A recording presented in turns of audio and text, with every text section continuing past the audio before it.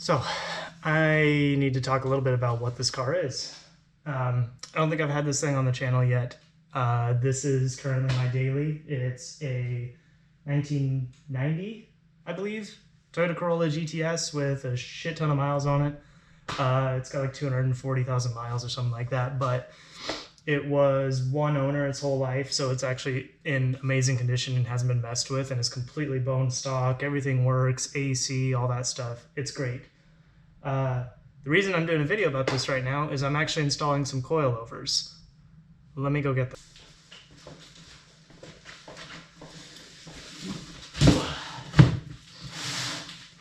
Some of you may be familiar with this box. If you're not, these are maxpeedingrods coilovers. They're definitely not the highest quality name brand out there, but I have to give a shout out to them because they sent me these coilovers for free. Jesus, I'm out of breath. That thing was heavy. Just to disclose from the beginning, this isn't like they're paying me for a good review or anything like that. They just sent me the coilovers for free.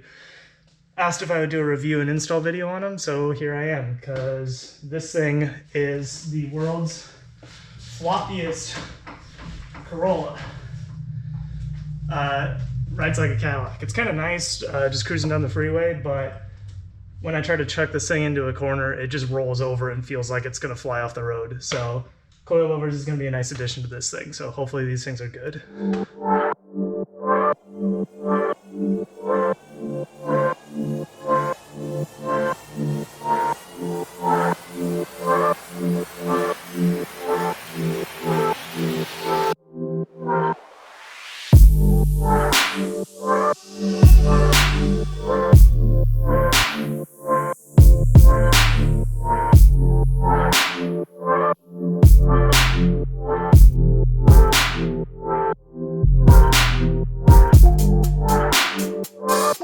Alright, one thing to note with these coilovers is they do not come set up out of the box. As you can see, all these lock rings and everything are loose and not tightened down.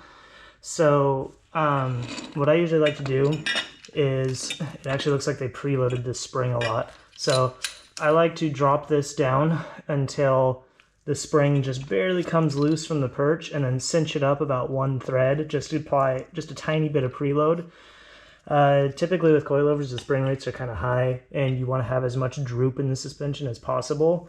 So setting this just barely holding the spring in place is usually what you want to do. And a lot of times it's helpful to add a helper spring so you can actually lower it even further and get even more droop out of the suspension. Obviously that's not the case here, but that's fine. We'll just set it to a very minor preload. And then as for height, I usually just kind of go by guess initially. It's hard to really judge what it's going to look like until you actually set it on the ground.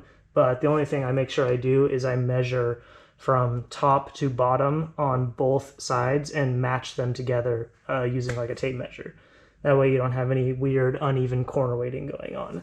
Obviously the best thing to do would be to get the car on some weight plates so you can proper corner balance it, but this thing's a daily driver, not a race car. So alright, so a couple quick notes after installing the first coilover here. The budgetness is definitely showing its face here. So I'm guessing a lot of it is just a lack of R&D on these, but I'm not sure what these brackets are supposed to fit, quite frankly. You can't really see this, but that is not the right angle for the brake line at all. I definitely have this on the right side because obviously it would be flipped around if it was on the other side. What I'm probably going to do is just end up zip tying this in place to keep it so it doesn't come down and... Never mind, you can't see that. Anyway, the brake line comes kind of close to the axle down here, so I'm probably just going to zip tie this up to make sure it doesn't come down and touch it. This isn't too extreme of an angle. It should be fine. It'd be nice if it was more in the factory location, so it held the brake line in place like this. But that's mostly just nitpicks. Otherwise, it mostly went in fine. The only other thing I have to note is kind of a really minor nitpick of mine myself, because I'm kind of a nerd when it comes to suspension geometry, but I don't know if you can tell, but the camber plate is angled forward ever so slightly. So when you're adjusting camber using this top plate, it's also going to affect your caster. I'd rather it was just straight like this so that there was no caster change when you're adjusting the camber, especially because this car doesn't have any caster adjustment down on the lower control arm. But again, minor nitpicks, shouldn't cause any major issues with the way the car drives. So honestly, for the price, you probably can't really beat these things, but we'll find out when I actually go to drive it how they ride. I got the fronts done, obviously. One thing I will say about these coilovers is they can go freaking low. This is like not even halfway through its adjustment range, so I could probably drop this thing another 3 inches. Although I think I'd have a lot more problems if I did that, like, you know, not getting over the speed bumps and out of my neighborhood. But if all you care about is slamming your car and you want to do it on the cheap, I guess these are a good option. So I'm going to take a break and get back to it and do the rears, and then we can get you some driving reactions and find out what these things feel like on the road. Alright, a couple more things to note about these coilovers. This sway bar link bracket, I had to drill out a little bit to actually clear the sway bar link, so I don't know if that was just because of paint and stuff that was in there when they built these brackets or what, but it wouldn't fit until after I drilled that out. So there was that. The top plates as well, the studs weren't exactly straight. I don't know if they just weren't pressed in all the way or maybe they got bumped around in shipping, but I had to straighten those out before it would actually go in the car. So that was a bit of a pain, but we're getting there. I'm going to go ahead and finish up installing these so I can get this thing on the road.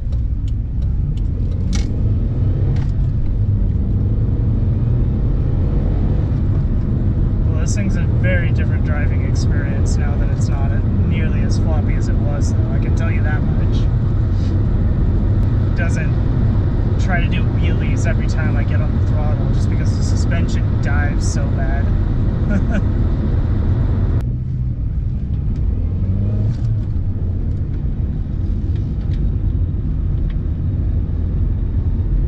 Car definitely corners a lot flatter. I think I'm a little towed in right now and it feels a little off, which makes sense because I did precisely 0 aligning to this thing. Definitely corners a lot flatter.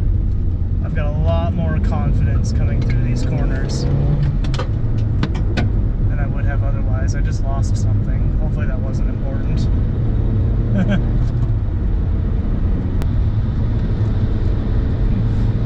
So far, honestly not bad. As long as the damping can be turned up enough to keep up with the spring rate, because right now it is bouncy. The spring rate feels good.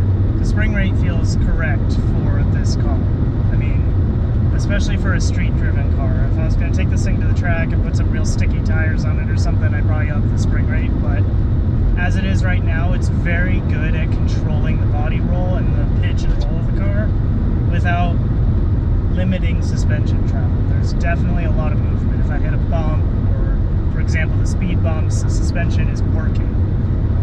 The dampers just don't feel like they can keep up.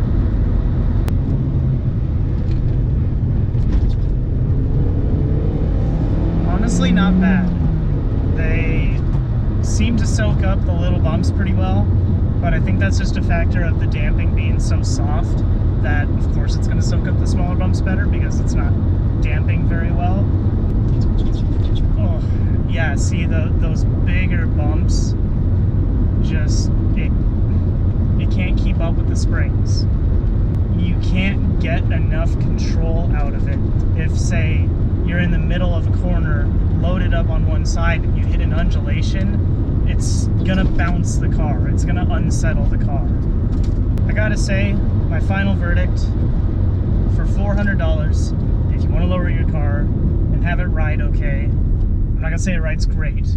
I've had coilovers that ride better than these, of course, because I've spent a lot more money on other coilovers before.